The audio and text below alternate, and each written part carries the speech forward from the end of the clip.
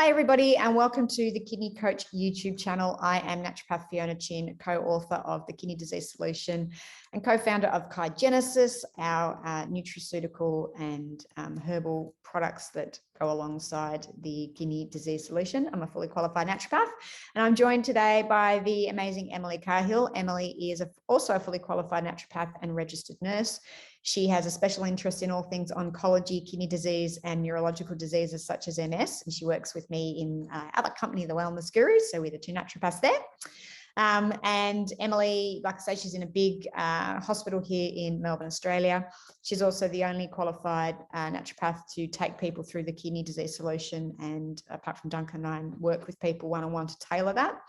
Emily will also answer any emails. If you send anything to support@cahill.com, that is Emily getting back to you. She writes most of our articles that are on our website, and she's also writing all our Facebook posts. So she's a very integral, important part of our team. So Emily, thank you for joining me today.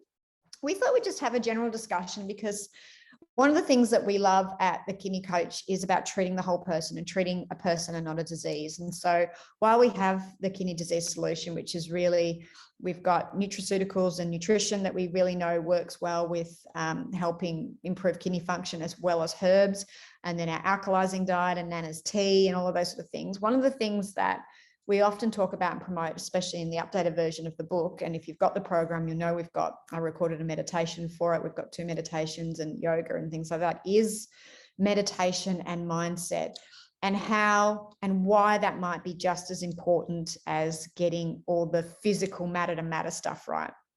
And Emily and I are both meditators.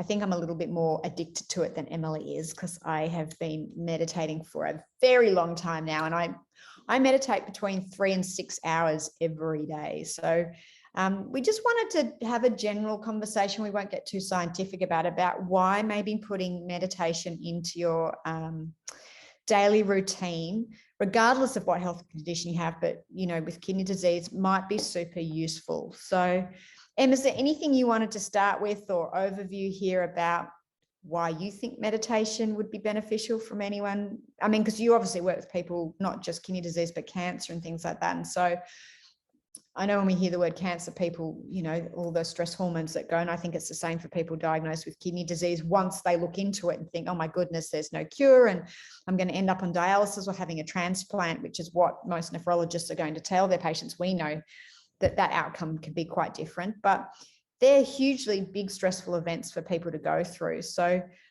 what are your views on why maybe meditation might be really important for someone to add into their daily routine? And what have you found meditating, and how has it affected you? Well, there's a few questions there. Yeah. Yeah, look, I recommend, I don't think that there would be a client with any health condition who's come to see me who wouldn't benefit from meditation, or who at some point I don't speak about meditation with, because it just has so many benefits. And I think a lot of people sort of see meditation as kind of being this woo-woo sort of thing of not, I guess, fully understanding the physiological action it can have on the body. But there's been so many studies now that have shown that it does everything from reducing inflammatory levels in the body, reducing cortisol levels, and we know obviously cortisol, being a stress hormone, has a multitude of different negative effects throughout the rest of the body. It boosts immunity, so particularly for my oncology clients, that's one of the things that I work on with them to help with their immune system. It increases the white blood cells and natural killer cells, which are responsible for I guess identifying cancer throughout the body. And then it's also got that additional benefit on things like mood and anxiety. Obviously, any chronic illness, there's going to be a degree of anxiety, stress, fear that come along with it as well. So it's about managing that for people.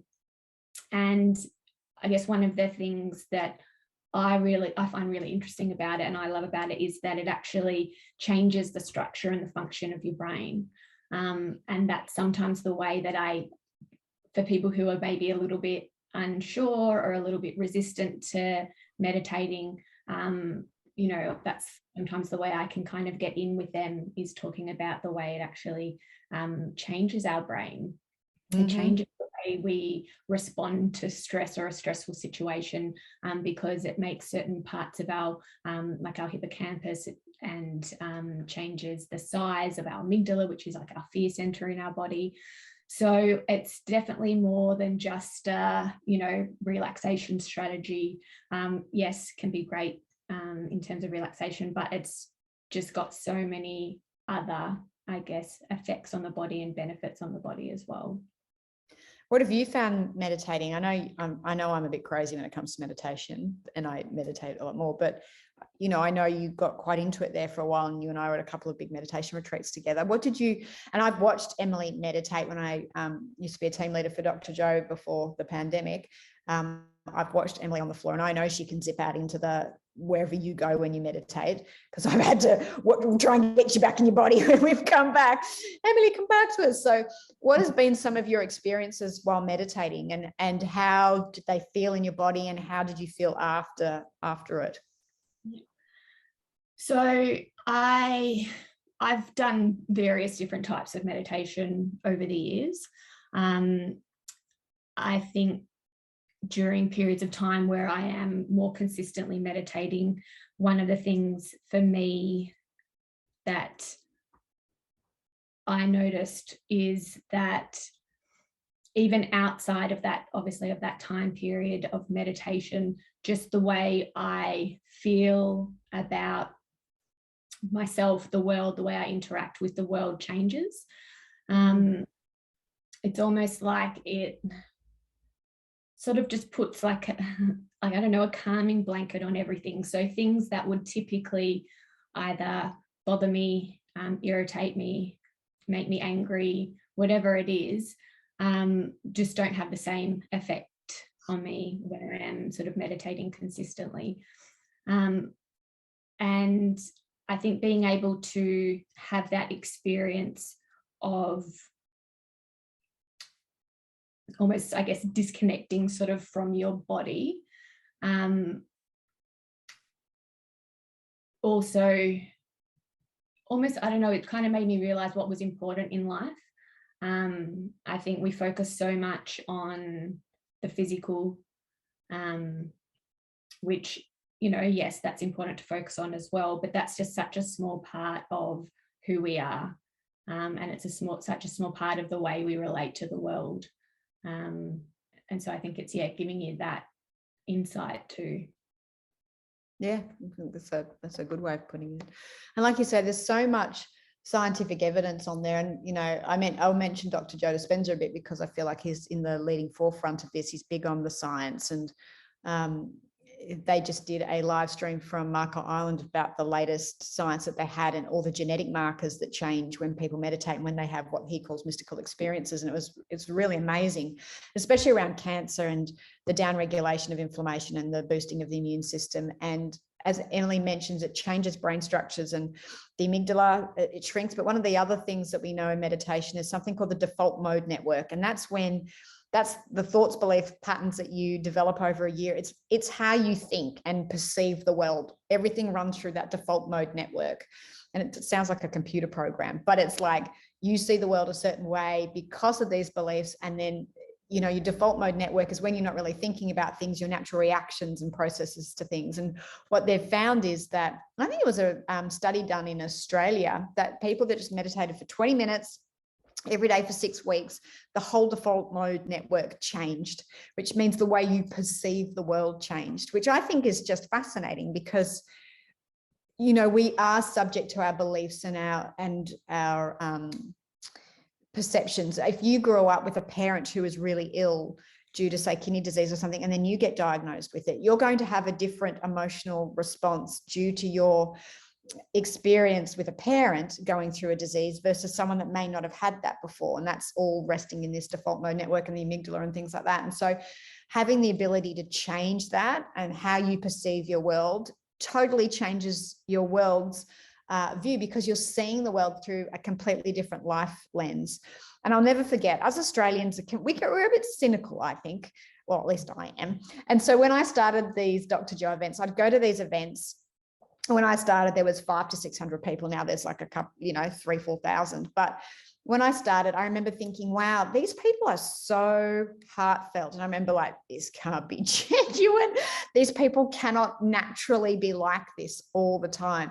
But no, they are. They were people that were meditating all the time. And I found that community, which I would say is now, they're my tribe. They are just naturally defaulted towards this loving generosity, inclusiveness, which I look at the world at the moment, I think the world needs more of that. And now, having been in that community for such a long time and meditating, I meditate anywhere from 3 to 6 hours every day. I don't miss meditation. Like, it's my religion, for want of a better word. And I love the feeling, and I'll get into that in a minute. But having been in that for a long time, I've become one of these people that just naturally sits in this loving default, it's okay kind of thing. And I'm like, and the feeling of just having a heart that I don't have to do anything so much, it just opens naturally by itself, and overwhelming gratitude for like nothing. I've had some big personal stuff happen last year, and I've got nothing but absolute gratitude for those situations. And to be able to look back and go, 10 years ago or 5 years ago, I would have just been angry. And now I just feel nothing but grateful for what other people would perceive would be like really quite traumatic events. And that just is a default. I didn't do anything for that, but meditate all the time. And so that effect, to have such a huge shift on your personality and the way you perceive the world, I don't know anything else that does that. Do you know what I mean? So I find it very cool from that. And then, as Emily said, that, as most of you know, if you've been watching our YouTube channel for a while, I have multiple sclerosis. And one of my major symptoms is I'm in chronic pain all the time. And I do things to monitor that and to treat that are useful. But during meditation, I don't have any pain. It's the time that I'm pain-free. And that's because I can remind myself that I'm not a body. I'm greater than that. And it's funny, I was having a massage with my massage therapist this morning. We don't normally talk about this stuff, but he talked about an experience where he's meditated and he popped out of his body and he was looking down at his body. And that every time I meditate, it's that, not that I always see my body, but it's that dissolving into nothingness, or becoming part of the fabric of whatever it is, for want of a better word, Star Wars, the Force, just that melting into the nothingness. And that feeling of, I had a pretty crazy meditation last night where I dropped through all my like just the stuff that comes up from doing nothing, all my belief patterns and stuff that I've got going on at the moment. And I could see it all and just sit through it and work through the emotions, and then observe my thoughts, which is how the Tibetan monks do it, is to be the observer of the thoughts and not the thought. And doing that last night. And it's just amazing how that allows your body to shift and process emotions that, maybe are sometimes too big for our brain and our analytical brain to work around, because it's doing it from this default mode network, and all our processes and beliefs box you into how you can manage a situation. Whereas when you surrender that over into a meditation and you get out of the way, it's like the body has this innate intelligence and it knows how to process that stuff itself. And so I wake up this morning and that stuff's just slated. It's gone. I didn't necessarily have to do anything. I didn't have to talk to anyone about hours and hours of counseling. It just shifted by itself because I put awareness on it. And then I literally surrendered it across to the universe and said, I want to let this stuff go, and goes. So and I always have to, I was talking to my good friend Chris about this. I was saying to her, am I addicted to meditation because the feeling is so addictive to me, because I love that. And I think the feeling I'm talking about, Emily, that when you're out there and it's, I don't know how to describe it. It's euphoric. It's, I don't know, but I love that feeling. And she was saying, no, you're just releasing endorphins during that time. And that when you do that, you actually help the world to be a better place. So I went, okay, great. I'm not addicted. We'll go with that. But, for someone who I would say is a recovered workaholic and used to be severely anxious and depressed, all of that gone from years of meditation. So, and I would say I've had a personality transplant in a sense, and you've known me for a long time. And I would put that down to definitely meditation and just how I cope with the world and see it differently. And like many of you listening to this, if you've been diagnosed with chronic kidney disease, or you have a chronic disease that makes you at a higher risk of that. And, you know, that's my story myself. And I know Emily's got, you know, health stuff that she's working through too, that meditation and the ability for you, well, you know, when you're diagnosed with a chronic disease, you live it day in, day out. It starts to become your identity, right? It becomes who you are. Like, you're managing everything through the lens of chronic disease. And so you end up becoming MS, or becoming kidney disease, or becoming depression, becoming anxiety, whatever it is for you, or cancer.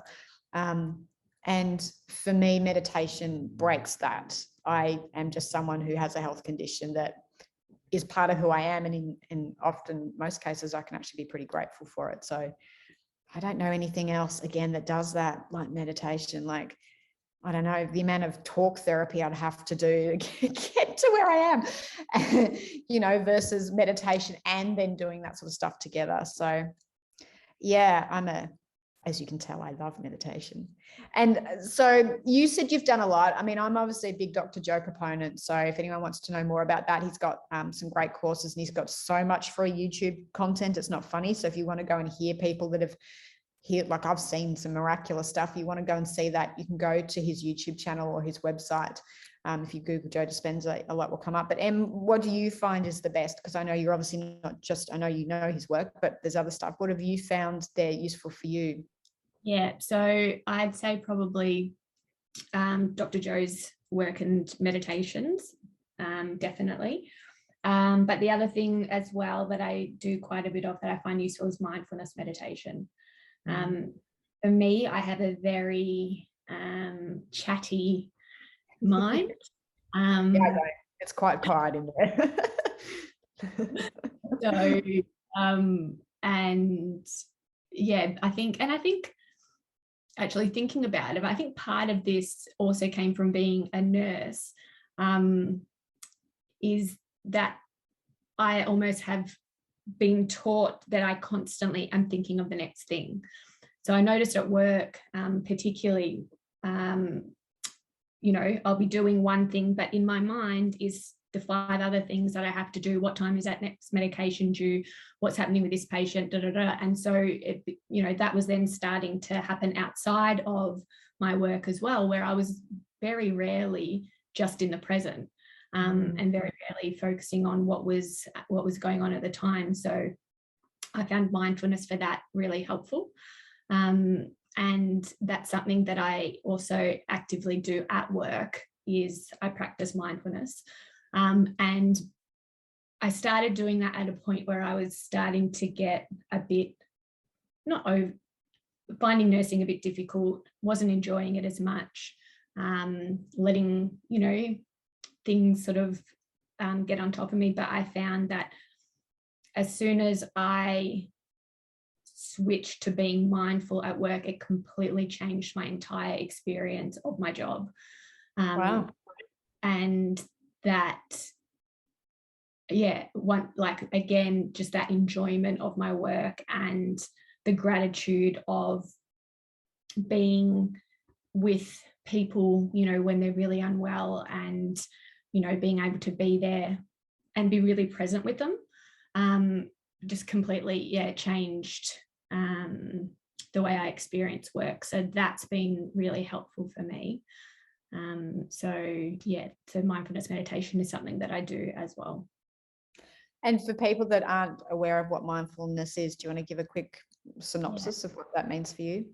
Yeah, so basically it's just about paying attention to the present moment, or if you're listening to a mindfulness track, often it'll be paying attention to your breath, paying attention to sensations in the body, and observing it. So having that kind of taking that step back and observing it without judging it. And so I find that when people are consistently doing some mindfulness meditation, it really helps with being able to be more present at any point, you know, outside of doing the meditation as well. And, you know, I think if you're not able to be present, then, you know, you're not able to experience things like gratitude or joy or anything like that, because you're constantly either thinking about the future, or you're worrying about what happened in the past, unless we're actually living in the present moment. You know, those kind of emotions often out there, and things like anxiety and depression are because we're constantly either worrying about the future or the past. So for me, it's sort of a way to break away from those. So yes, you can listen to, there's, you know, heaps of free mindfulness tracks on apps, YouTube, all those kinds of things. And yeah, that's sort of one of the types of meditation that works well for me. Yeah, no, and if you want some good resources, then Insight Timers, one that I use, they've got guided, just music, it's free. So I use Insight Timer a bit. I find just really good music that opens my heart. You know, you've got songs where you just love them. Like I often get overwhelming senses of gratitude driving because I'm very present when I drive. Not everybody is, but just that ability to be present and listening to music, I'll just burst into tears, and it's just because my heart's open and I've had been in the moment. Like Emily mentioned, when you're present, you are more present to these what we call elevated emotions, which they have a huge impact on your chemistry and internal workings, those big elevated emotions, because emotions are neurochemistry in action, basically. So definitely Insight Timer. If you want good books to read, The Untethered Soul by Michael Singer is very good. That's all about being present and learning to surrender, which is part of the art of meditation. And he talks about his meditation and how he did it. Dr. Joe has a book called You Are the Placebo, which I think is very good for people with chronic disease. Deepak Chopra's stuff, you know, he was, you know, out in the 80s really talking about meditation and things like that. Then there's some more new age funky people to follow, like Shetty, who was the monk that who was a monk and is now doing other bits and pieces. Anyone else that you really like in there, Em, that you recommend or is a good resource for people wanting to know more about this? No, I like Insight Timer. I use that a lot. Then there's like Mindfulness Daily and things like that that also teach you, if you're interested in mindfulness, teach you a little bit about what it is and how to use it. Yeah. Oh, and Eckhart Tolle, Power of Now, which is all about what Emily and I have just been talking about, which has been in the present moment. He can be a bit, if you're doing audio, he can be hard to listen to, but his book is very, very good. And that's all about in the moment and being present, which is mindfulness, as Emily spoke, because as she mentioned, we're either always in the past or in the future, and we're never in what's actually happening. And when you can live in what's happening and you take the past and future out, you just deal what's in front of you. And so if you're with a chronic disease like me, I'm not thinking about, will I end up in a wheelchair, or is the pain going to be so bad today that, you know, I don't want to live anymore. I'm just in the moment going, I can deal with this moment by moment. And it's much better to live in the present than future pacing or, you know, wishing I could go back and run marathons and things like that, because it's just not useful. We can't change what we can't change. So that's where Michael Singer's work's really good as well. So yeah. So anything else you want to add to any of that, Em? Just to, I guess, what probably the most common thing I hear from clients when I say, you know, do you meditate? Have you tried meditation? I tried it. I'm no good at it. I couldn't do it. And so I guess it's just telling people, like, there is no wrong way to do it. You can't do it wrong. You can't be bad at it. It is, you know, it's a practice. And so, you know, it's not something that you know need to excel at or anything. It's a practice. It's going to be different every time. It's not always going to be super comfortable, but you know you do need to do it consistently, and you will start to see the changes and you will start to see the benefits. I'm so glad you said that. So I started meditating back in 2016, and I meditated every day from 2000. I've maybe missed 2 days, to 2016 to 22. So what's that? 16, 17, 18, 19, 20, 21, 6 years. And, you know, for the last 3 or 4, I've been consistently at least 2 to 4 hours every day. And I still have meditations where I fall asleep, and meditations where my brain, I cannot shut the brain up and I'm like frustrated, but it's sitting in the fire and meditating anyway. You are training the body. It's like training a dog to sit, you know, like you've got to be greater than that busy mind and things like that. And you're absolutely right. Like, I would say I'm good if you can be, and I don't think you can be good or bad at meditation, but getting into a meditative state and knowing how to do it. It's something I do know how to do. And I still fall asleep. And I still have times where I can't turn my brain off, where literally halfway through the meditation, I come out of it, because if I don't write down the list of things I have to do, it's never going to happen. And then I go back to meditating to get it out of my head. So you're right. And I think people have a preconceived notion that they're going to shut their eyes and go into la la land. And if it looks anything but that, they're not meditating. And it's not.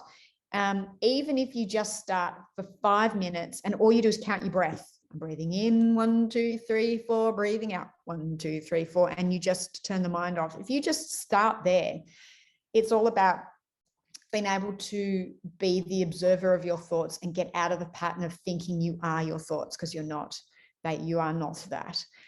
If you just make that a practice, and like I said, sometimes my brain can be, or I can be so wound up, or I've done, I've worked, or the website's crashed right before I've gone to bed, and I'm thinking, I will just sit there and I count my breath. And that's all I do, just to get my brain to turn off. So yeah, thank you for mentioning that, because I think people do have this preconceived notion that if they're not Tibetan monks and elevating off the floor, they're not meditating, and it's just not true. So yes, sometimes I've had what I would call full-blown mystical experiences. I have been lucky enough to have what I call the big bang of meditations. And I know Emily has too, because I've watched her. But they're the exception. They're not the everyday meditation. Generally, if I can get through 2 hours and I've sat and I've been present with my body, that's good meditation. And I noticed Dr. Carla, who's part of our team, she talks to clients that have had amazing changes and documents them, and she runs the science behind it. She's also on the research team for Dr. Joe, and I was just listening to her at Marco Island, and she said exactly this: there is no bad meditation. They've got the brain mapping, and even in meditations where people said, I thought I was doing it wrong, or I wasn't doing it right, they're all mapped up to proper brain maps, and that we can see everything that Emily said at the beginning, the changes in the brain function and structure happening with people thinking that they're doing the wrong thing. So as Carla says, you can't meditate incorrectly. The whole act of sitting down and doing it, and even if it's 5 minutes, you're already in front. So if you haven't put meditation into your repertoire of things that you do, start with 5 minutes and don't put any great big expectations on yourself. And like Emily said, it's a practice. It's, 6 years of practicing. I have moments where I'm like genius, and other moments epic fail, and that's okay. It's just something I like doing. And for me, I love it. So yeah. So hopefully this has inspired you to add meditation to your toolbox. Definitely Emily and I find it useful in amongst our busy schedules. So if we can find time, we think anyone can, right, Em? Yeah. All right, if you've liked this information, make sure you hit like, and we highly recommend you hit subscribe. That way you'll know anytime we put out more information. If you want to know more about the kidney disease solution, head over to www.kidneycoach.com. You can also head to our Facebook page, www.facebook.com/kidneycoach. We've got an amazing community on there as well. If you're following the program and you want to have it a little bit more tailored, or you're not sure about certain medications, you can always email support@kidneycoach.com, and Rachel will get back to you to book an appointment in with Emily. You can also head to our website on the resource page, and you'll see coaching. You can book straight through the website there as well. Hopefully you've enjoyed this information. If there's any topics you'd like us to talk about, put them in the comments below. We do read them. We are going to do one on vitamin K2 and vitamin D, because that was a request. So I've put that on our list of things to do in the next couple of months. And thank you for being part of our community. Emily, thank you for being on here in your busy schedule. I know how busy you are, so I always appreciate the time that you spend with me. Thank you. Yeah. All right, guys, we'll talk to you next time. Thanks again. Bye.